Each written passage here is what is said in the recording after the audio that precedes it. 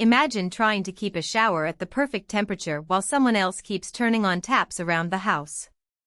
The water gets too cold, then too hot, and you keep adjusting the handle to bring it back to where you want it. Now imagine a machine doing that kind of correction automatically, thousands of times, without getting tired or distracted. That is the basic idea behind a PID controller. It is one of the most common control methods in engineering because it gives machines a practical way to compare what is happening with what should be happening, then make a correction. PID stands for proportional, integral, and derivative. These are three different ways of responding to error, and together they can make a system faster, more accurate, and more stable. At the center of every PID controller is a feedback loop.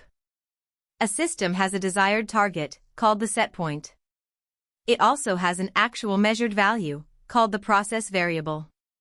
In a cruise control system, the set point might be 100 km per hour, while the process variable is the vehicle's current speed.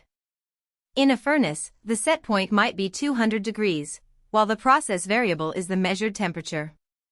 The controller constantly compares these two values. The difference between them is called the error. If the measured value is below the target, the error has one direction.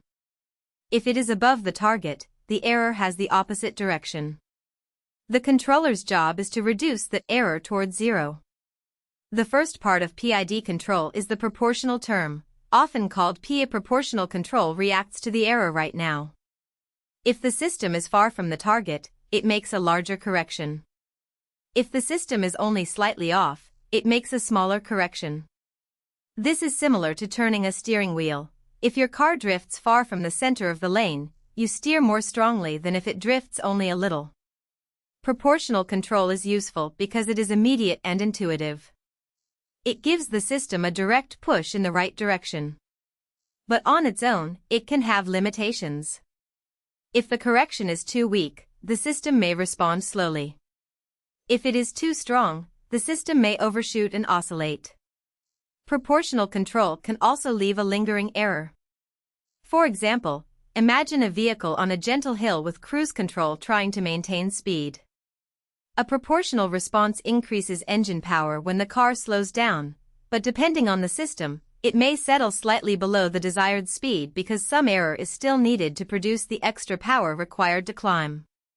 This leftover difference is called steady-state error. The system is no longer changing much, but it still has not reached the exact target.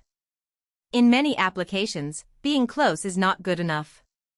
A chemical process, motor drive, or temperature-controlled chamber may need to reach and hold a precise value. That is where the integral term becomes important. The integral term, or I, looks at accumulated error over time. Instead of asking only, how wrong are we right now, it asks, how long have we been wrong, and by how much?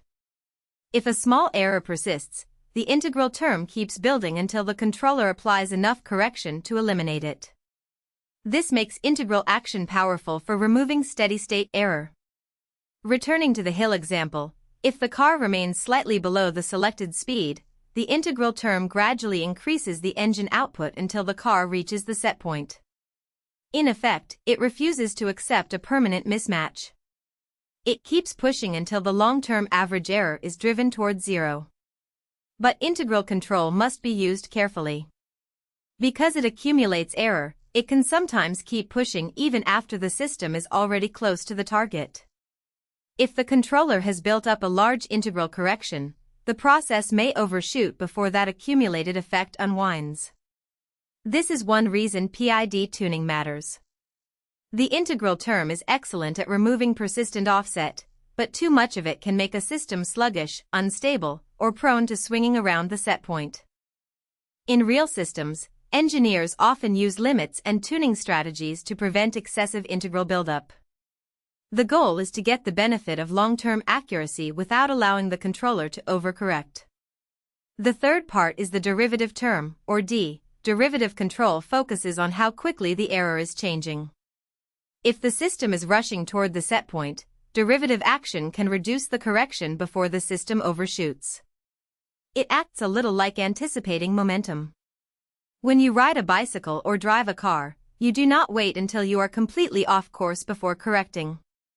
You notice the trend and adjust early. In a PID controller, the derivative term estimates the future direction of the error by measuring its rate of change.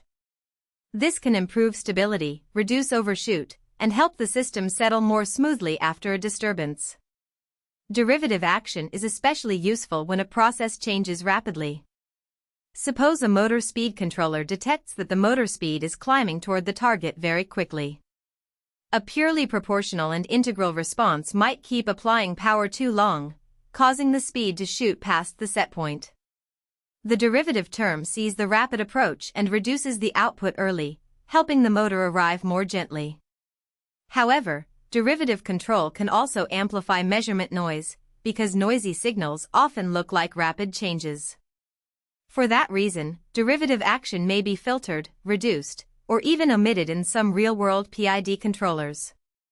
The best controller depends on the behavior of the system being controlled. The power of PID control comes from combining the three terms. Proportional control responds to the present error. Integral control corrects the accumulated past error. Derivative control reacts to the predicted future trend. Together, they form a practical balance between speed, accuracy, and stability. A well-tuned PID controller can respond quickly when a disturbance occurs, eliminate long-term offset, and avoid excessive overshoot. The controller output can then drive an actuator, such as a motor, valve, heater, pump, or throttle. That output might be a voltage, current, pulse signal, pressure command, or another form of modulation depending on the application. Cruise control is a simple way to picture the full loop. The driver selects a desired speed, which becomes the set point. A speed sensor measures the actual vehicle speed, which is the process variable. When the car starts climbing a hill, its speed drops. The controller detects the error and increases engine power. The proportional part responds immediately to the speed difference. The integral part corrects any persistent shortfall if the vehicle keeps running slightly slow. The derivative part can help avoid excessive acceleration as the car approaches the desired speed again. The result is not magic, it is continuous measurement, comparison, and correction. PID controllers are widely used because this same pattern appears everywhere.